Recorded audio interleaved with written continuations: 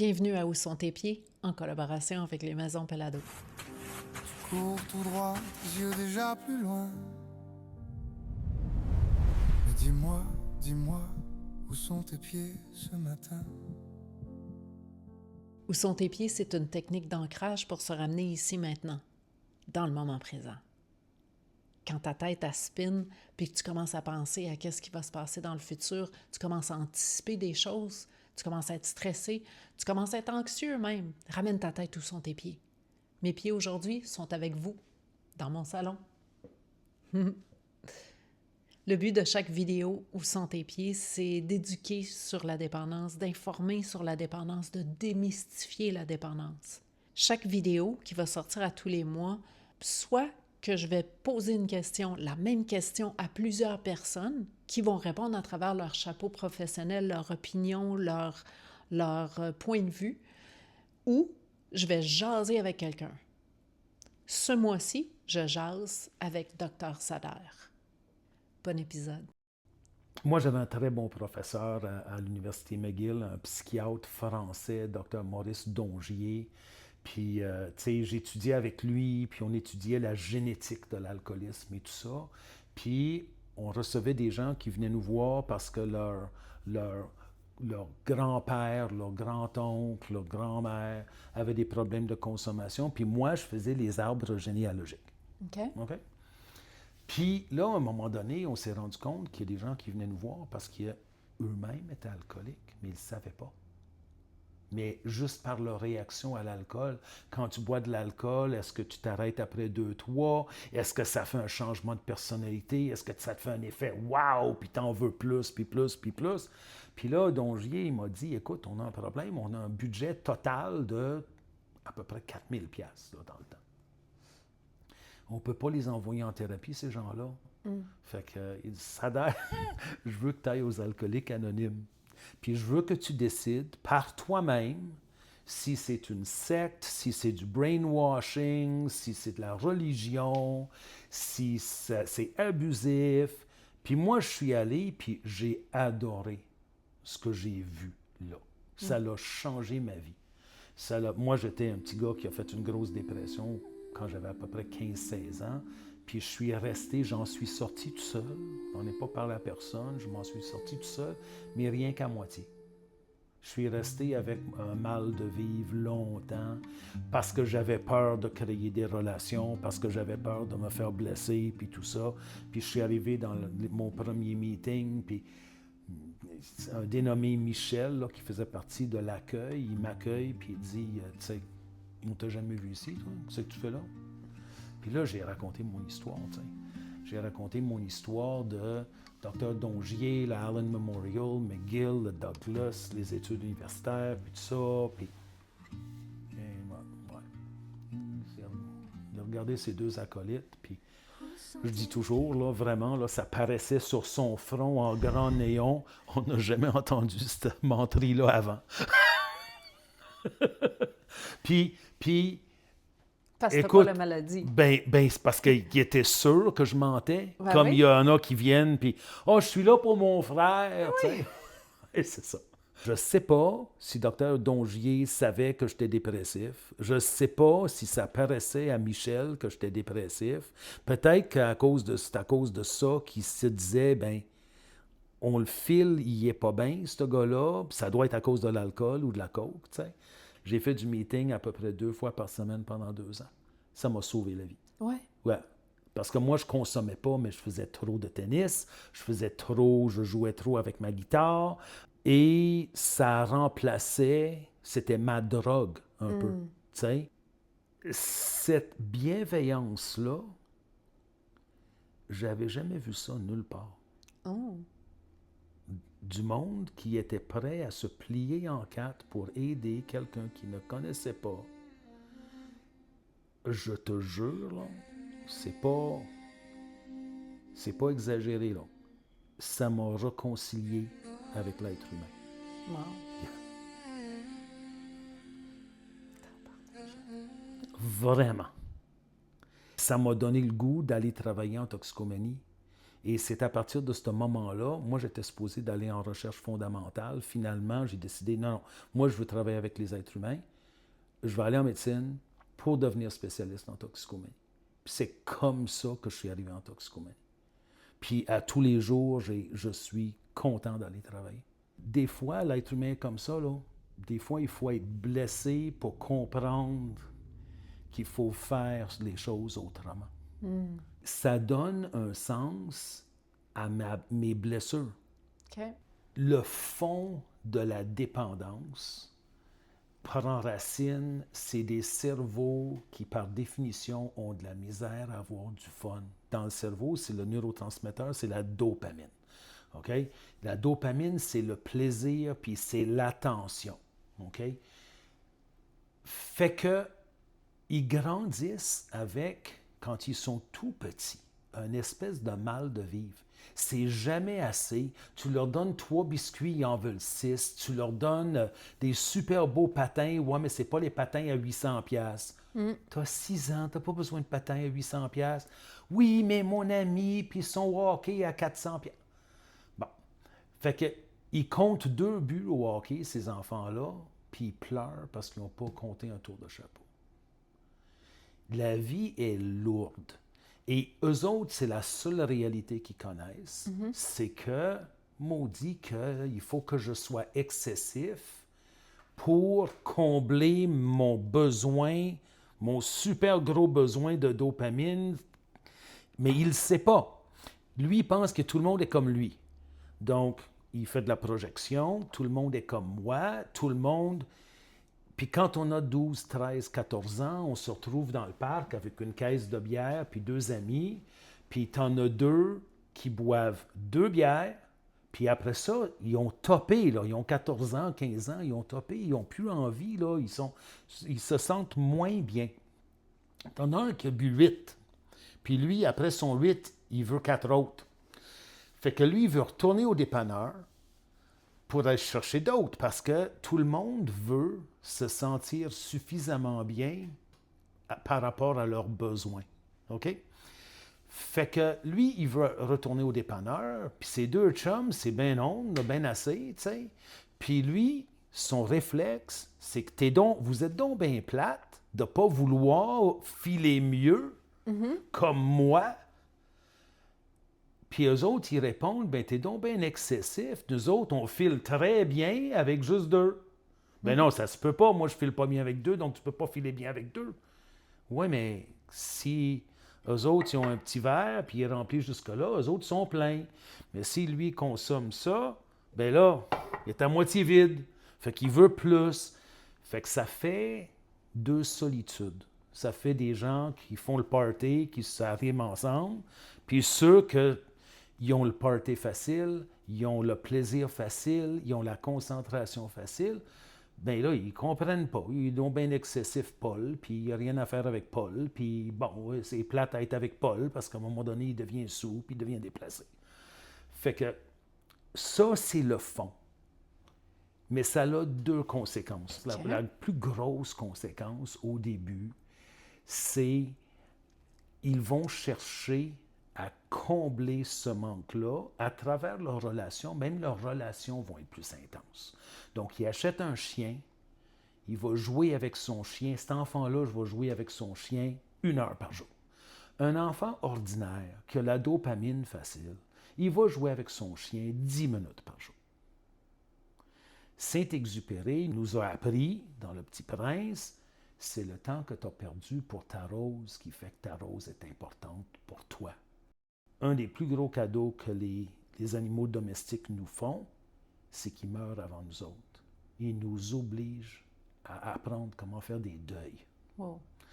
Fait que tu as 2 enfants qui, à 8 ans, on leur a chacun acheté un Golden Retriever. Tu en as un qui joue 1 heure par jour avec, l'autre qui joue 10 minutes par jour avec.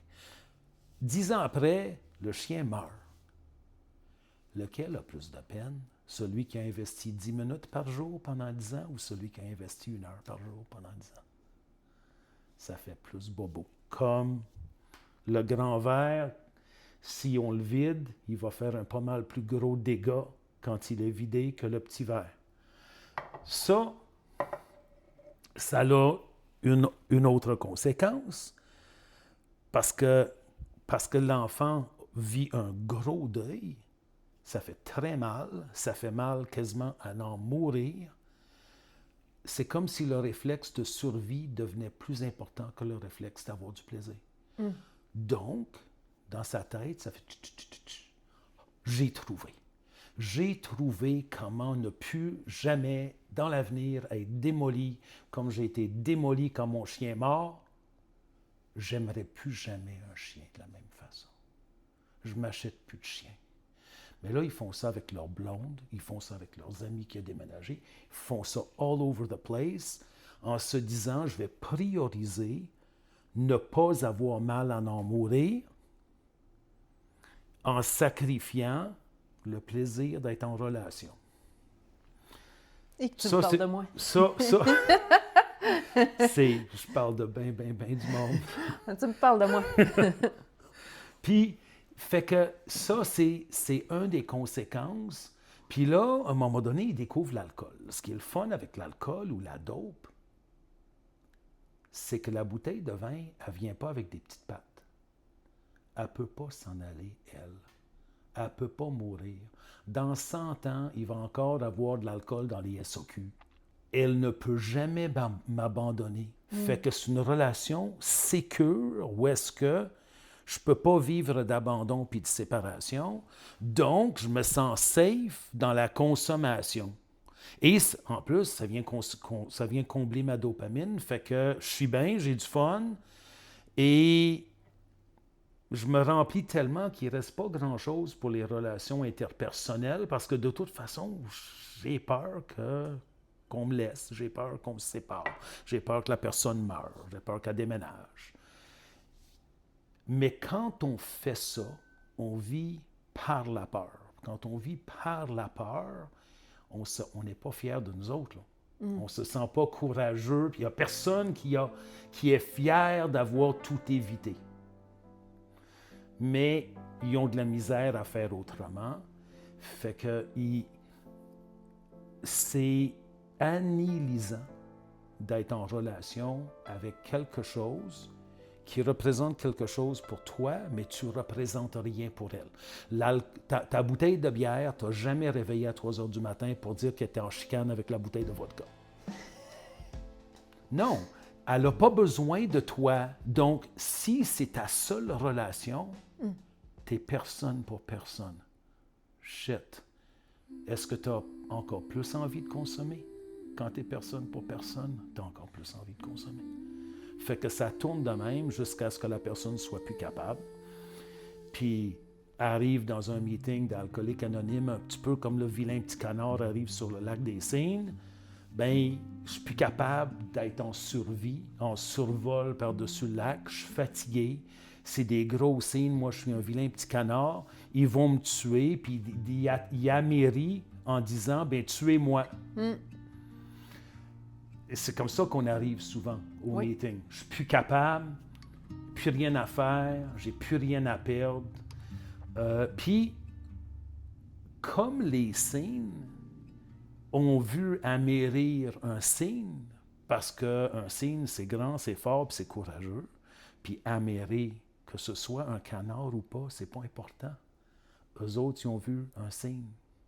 Comme quand quelqu'un arrive dans le mouvement, les vieux de la vieille qui sont là, ils savent que ça prend beaucoup de courage pour arriver là. OK?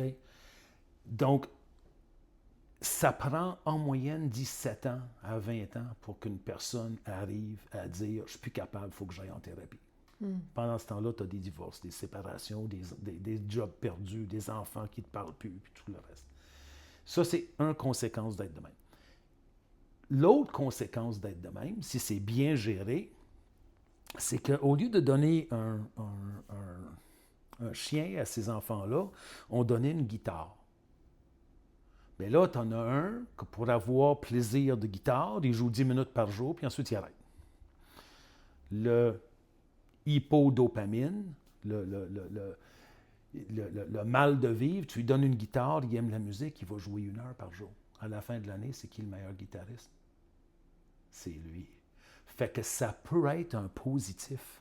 Si tu mets de la boîte dans les deux verres, c'est sûr que le petit verre, il pue pas mal moins que le grand verre.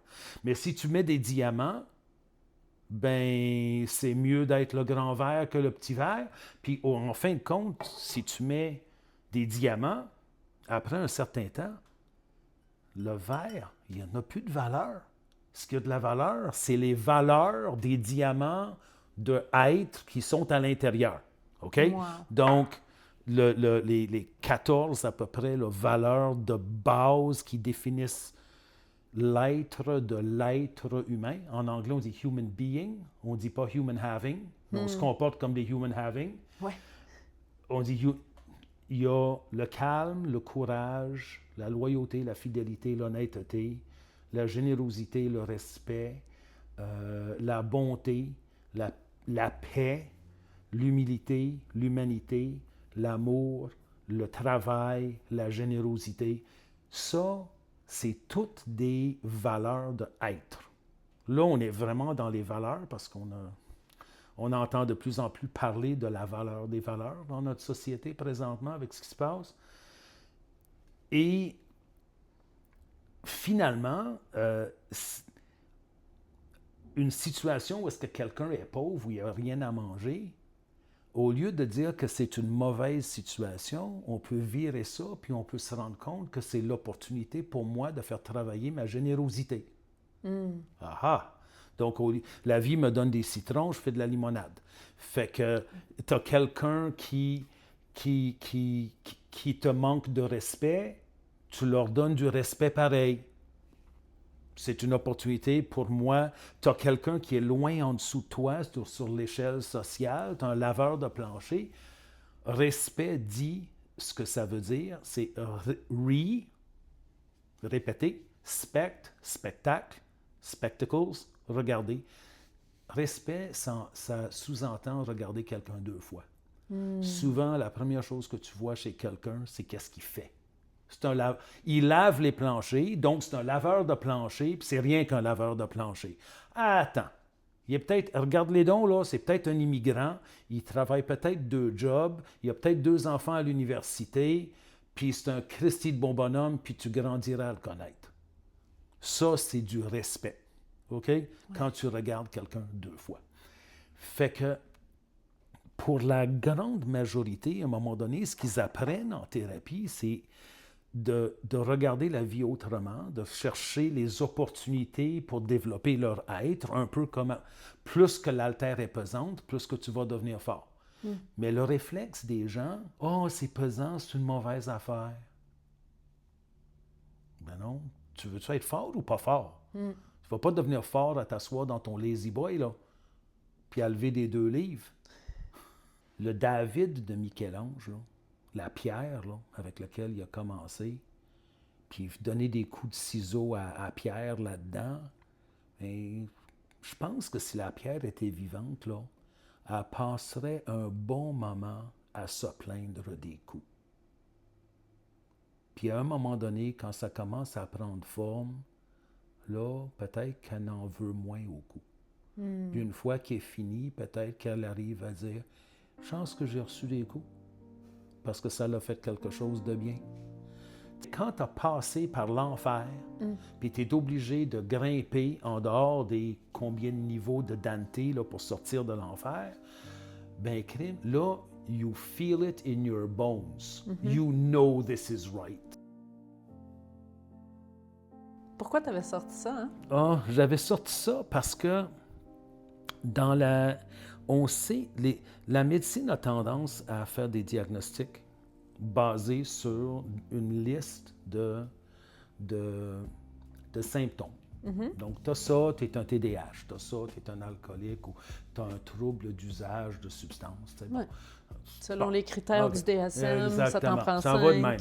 Mais ça ne veut pas dire, ça ne sous-entend pas une compréhension de comment ça marche. Okay. Mais les études nous montrent que la génétique du système de dopamine qui ne marche pas bien, on la retrouve chez les alcooliques, toxicomanes. On trouve ça chez les troubles déficitaires de l'attention. OK. On trouve ça chez les boulimiques. On trouve ça chez les fumeurs. On trouve ça chez les dépendants affectifs. On trouve ça chez les gens qui ont des comportements un petit peu antisociaux. Et on trouve ça chez les gamblers. Fait que là, combien d'alcooliques est-ce qu'on connaît qui fument et qui jouent? Y a-tu vraiment 3 problèmes, ce gars-là?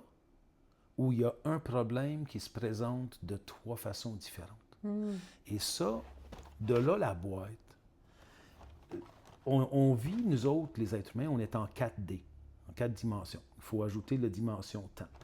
Fait que, mettons là, que quand tu as 8 ans, là, tu ne consommes pas, puis tu n'as pas de blonde, puis tu n'as pas d'argent pour jouer.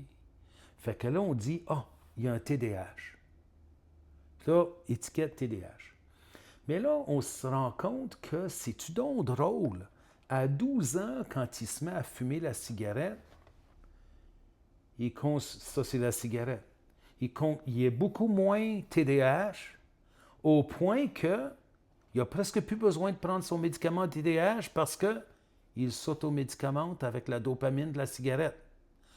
Puis là, à 15 ans, non seulement il fume sa cigarette, mais oups, il a commencé à consommer. Puis il aime trop ça. Là, il tombe en amour avec Isabelle. Isabelle, son père, il était alcoolique, puis il fumait, puis elle n'aime pas ça. Mais là, tu es en amour avec Isabelle, par-dessus la tête. Fait que là, tu mets tes cigarettes à la poubelle, tu mets ton alcool à la poubelle et tu es dépendant affectif à l'os. Puis là, ça dure 2 ans, là, la lune de miel, puis ensuite, ben là, tu commences à travailler, puis tu deviens un petit peu workaholic, puis tu aimes ton Isabelle aussi. Puis à 50 ans, tu connais tellement bien ta job, tu es un peu, tu sais, tu es avec Isabelle depuis, mettons, 35 ans, 25 ans, tu te mets à gambler. Mais dans le fond, là, tu as toujours été la même personne, sauf que la face que tu as présentée à la vie, elle a changé avec le passage du temps. Moi, j'en ai des patients qui disent, ben non, moi, docteur Sader, ça fait 40 ans que je ne bois pas. Ouais, tu es dépendant affectif, tu vas au casino à tous les fins de semaine, tu as perdu 50 000 pièces l'an passé, parle-moi pas d'alcool, tu es un hypodopamine, that's what counts. Puis qu'est-ce qu'on fait avec? Oui, qu'est-ce qu'on fait avec au ça? lieu d'étiqueter, alors au lieu de dire que la personne a 6 diagnostics, on devrait, un jour, la médecine va probablement arriver, au lieu d'avoir une liste de diagnostics de même, dire, ils ont un syndrome hypodopaminergique congénital. Ils sont nés de même. Puis il va falloir aider ces enfants-là à être élevés d'une façon pour virer ça en positif au lieu de le virer en négatif. Mais pas au point qu'on enlève complètement le négatif parce que ce qu'on a dit tantôt, des fois, être obligé de faillir, de se remettre en question, de faire des prises de conscience, il y a quelque chose qui fait que l'apprentissage est beaucoup plus profond que juste théorique. Fait que peut-être la meilleure société est une société un peu imparfaite. Puis en même temps, est-ce qu'on peut avoir une société qui accepte les gens qui ne sont pas pareils? Puis qui aient le droit d'être excessifs, mais dans des bonnes affaires, dans des affaires constructives, positives. Mais on ne les comprend pas, ces gens-là. C'est ça le problème. Non, ils sont jugés. Oui. Et vous jugez les autres. Ben oui. Vous êtes plates. Vous ne savez pas comment avoir du fun. Ils ne sont pas plates. Puis vous autres, vous n'êtes pas excessifs. Exact. Vous êtes chacun. Tu sais, si tu choses du 12, ben chose du 12, insiste pas pour mettre des 7, tu vas avoir mal aux pieds. Puis si tu mets des 3, tu as besoin de 3, mais des 3, mais pas des 7. Tu sais, je trouve qu'on manque beaucoup, beaucoup d'amour. De juste dans l'acceptation de... Écoute, c'est de même, il est de même, on va l'aider à s'épanouir, même s'il est de même. Fait que c'est ça que j'avais à te dire cet après-midi. Merci tellement. La souffrance d'un dépendant. la souffrance des gens qui entourent les dépendants. J'ai pris cette souffrance-là, moi, que j'avais avec ma dépendance, puis je l'ai virée en positif, c'est-à-dire je suis devenue intervenante en toxicomanie, puis j'ai décidé de faire des petites capsules vidéo pour aider les gens aussi. J'ai pris ma marde, j'en ai fait de l'engrais, comme dirait mon ami Hubert Gélina, parce que c'est dans l'obscurité que naissent les étoiles. Où sont tes pieds? Dis-moi sur quoi tu tiens. Sur quel sol brisé tu bâtis tes chemins. Tu veux toucher le ciel, mais tu fuis ce que tu es. Regarde juste au bord. Où sont tes pieds? Où sont tes pieds?